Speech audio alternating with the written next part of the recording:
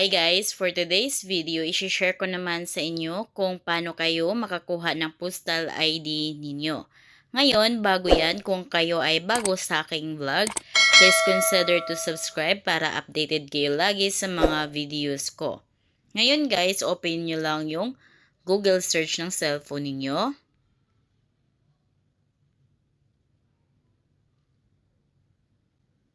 Then, dito sa my search, click nyo lang yan. Then, dito, i-search nyo lang yung postal ID form. Then, ayan guys, lalabas na agad yung form. Click nyo lang yan para ma-download. Ayan, then nakalagay is download file again dahil naka-download na to sa akin.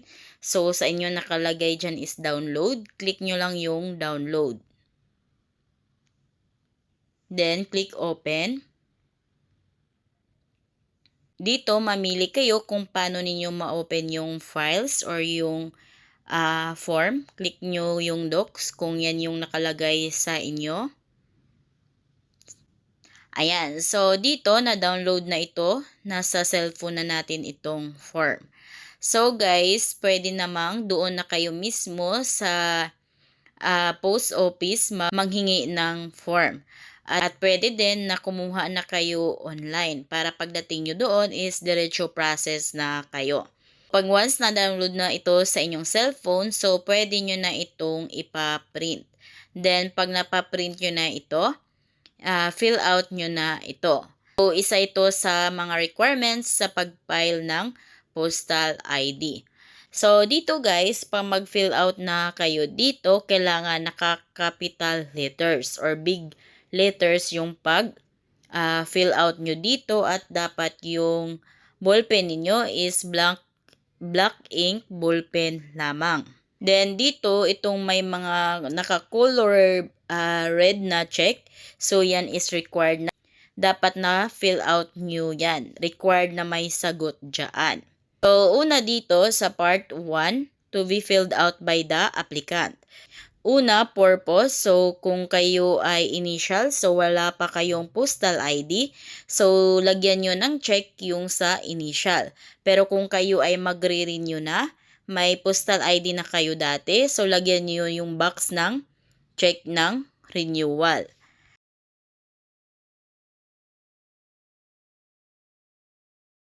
Then, para naman sa delivery, so kung gusto nyong i-deliver sa inyo ng mas mabilis, so lagyan nyo ng check yung box ng rush.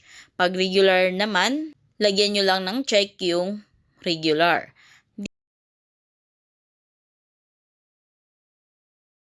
Then, dito naman sa B, applicant details. So, lagyan nyo yung may mga check. So, dito, first name, lagyan nyo yung kumpletong pangalan ninyo, middle name, last name, apelyido ninyo.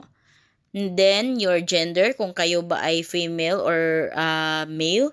Then, date of birth, birthday ninyo.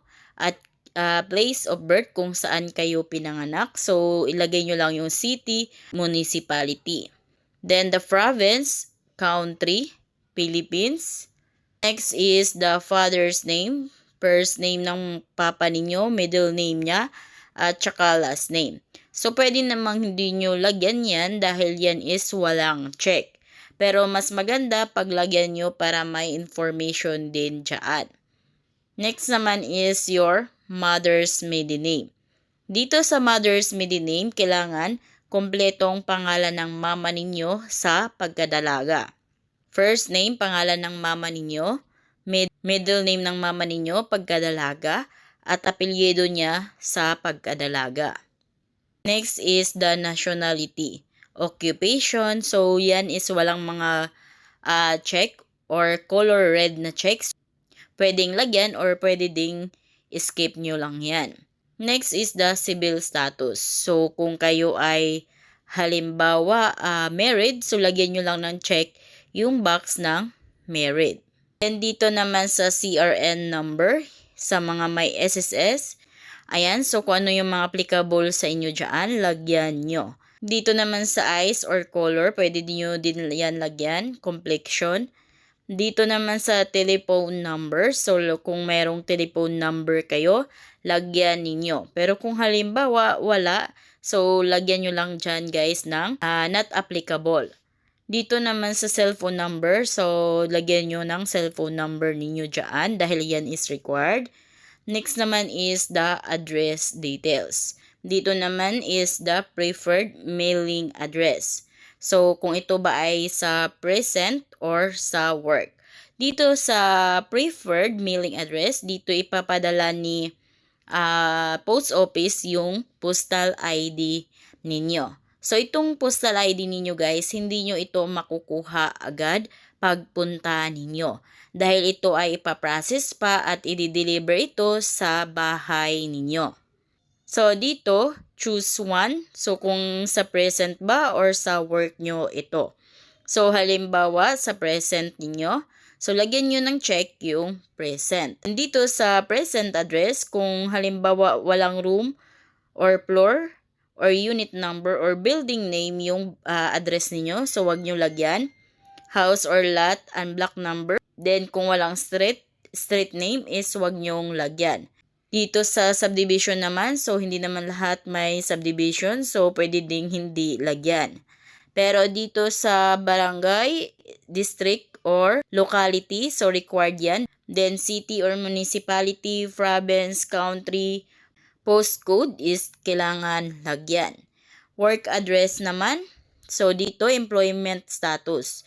So dito kung halimbawa contractual man kayo or regular, kung anumang applicable sa inyo, lagyan nyo lang ng check yung box ng employment status ninyo. Next naman is the company type.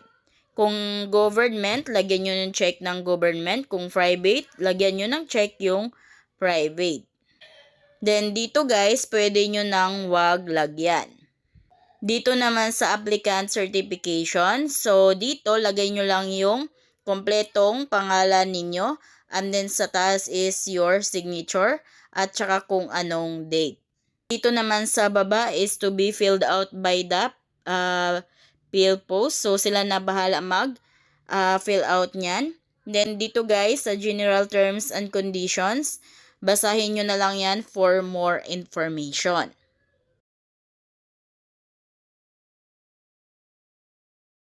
Ito ang bago at mas pinagandang Postal ID. Magagamit ang Postal ID para sa mas ligtas at mapagkakatiwala ang mga transaksyon. Ang improved Postal ID ay mahirap dayain dahil sa mga security features nito. Ang lahat ng Pilipino ay pwedeng mag-apply at makakuha ng Postal ID. Wala itong age, employment o skill requirement. Ang improved Postal ID ay gawa sa matibay na PVC plastic. Makikita dito ang pangalan, digital photo, address, ID number at iba pang importanteng impormasyon ng cardholder. Bukod pa dyan, may encrypted quick response o QR code na nakatatak sa improved Postal ID. Maaari itong iscan sa kahit anong smartphone na may downloadable application. Dahil dito mapapatunayan na genuine ang ID at nasa kamay ito ng tunay na may-ari. Mas pinaganda at mas secured man ang bagong Postal ID, simple pa rin ang mga requirements para sa mga gustong mag-apply. Una, kailangan mo ng proof of identity tulad ng birth certificate o government ID. So dito, kailangan ng proof of identity. Kailangan ng PSA birth certificate. So, paano naman kung walang PSA birth certificate? So, pwede naman yung galing sa local civil registry na birth certificate.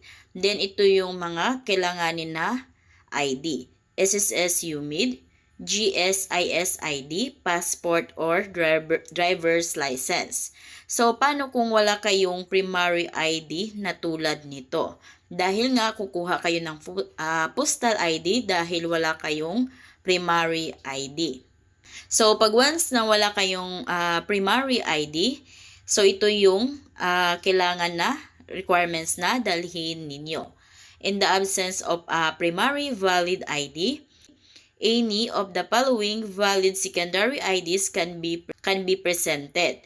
So, dalawa dito sa mga IDs na aking banggitin is pwede nyong dalhin as your valid ID. So, pwedeng magdala kayo ng alumni ID, baptismal certificate, confirmation certificate, company ID, police clearance, PRC ID, Seaman's Book, Senior Citizen ID, School ID, Transcript of Records, Teen ID, Voters ID, Elementary or High School Form 137, IBP ID, NBI Clearance, UWA ID, Pag-ibig ID at saka PhilHealth ID. So, dalawa sa mga nabanggit ko guys is kailangan meron kayo or dalhin ninyo pag-apply nyo ng postal ID. Again, dalawa sa mga IDs na nabanggit ko is yun yung dalhin ninyo. Then, additional requirement naman for married women. So, kung kayo ay married na, so magdala kayo ng marriage certificate issued by the PSA. Pangalawa, kailangan din ng proof of address tulad ng billing statement o barangay clearance. So, dito naman, proof of address under the applicant's name. So, kailangan may patunay din kayo sa address ninyo. So, dito mamili lang kayo kung alin dito yung dalhin ninyo. Basta isa sa mga nandito is dapat meron kayo. So, kuha ka lang kayo ng barangay certificate or kaya yung utility bill ninyo, electric, water, internet, cable, basta under your name. Next is the bank statement, pwede din yan, credit card billing statement, at saka certified true copy of list titles issued by the LRA or Real Estate Tax Receipt. Ayan, so pinakamabilis dito is the barangay certificate. Kuha kayo ng barangay certificate kung halimbawa hindi nakapangalan sa inyo yung mga utility bill, kung wala kayong bank statement at mga nandito. Ito yung pinakamadali sa lahat, barangay certificate. Submit ang requirements sa kahit saang post office. Dito kayo kukunan ng picture, fingerprints, at signature. May mga itinalagang ID capture stations sa buong bansa. At dahil centralized ang ID printing at database, garantisadong genuine ang inyong bagong postal ID.